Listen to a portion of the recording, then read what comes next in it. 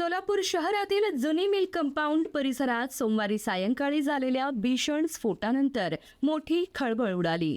बंदुकीसाठी वापरल्या जाणाऱ्या काडतुसांचे बॉक्स कारमध्ये ठेवताना हा स्फोट झाला. या दुर्घटनेत सहारा गन हाऊसमधील कामगार केदार छत्रे गंभीर जखमी झाले. घटनेचे प्रत्यक्षदर्शी राज सलगर यांनी स्फोटाचा मोठा आवाज झाल्यानंतर घटनास्थळी धाव घेतली. घटनास्थळी त्यांनी काय पाहिलं ते सांगितलं.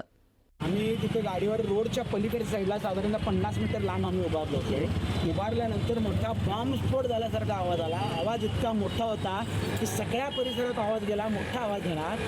आम्ही जवळ यायलाच एक मिनिट 2 मिनिट लागले असतील, इतके धुराचे लोट जराने येतच माणसं. कोणालाच काही कळायला तयार नव्हतं की काय झालेलं आहे. जवळ येऊन पाहिल्यानंतर लक्षात आलं की केदार सिद्धप्पा छत्रे नावाचा, आत्ता माहिती घेतलं तर लक्षात आलं, छत्रे नावाचा युवक तिथे इसम पडला होता.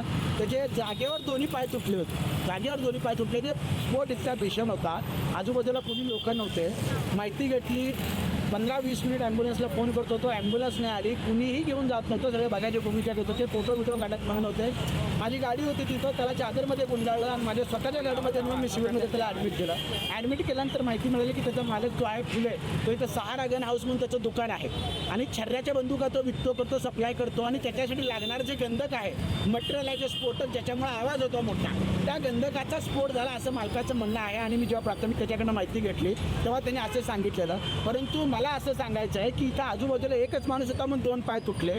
आजूबाजूला जर इतर लोक असले असती तर परिस्थिती अतिशय बिकट झालेली असते.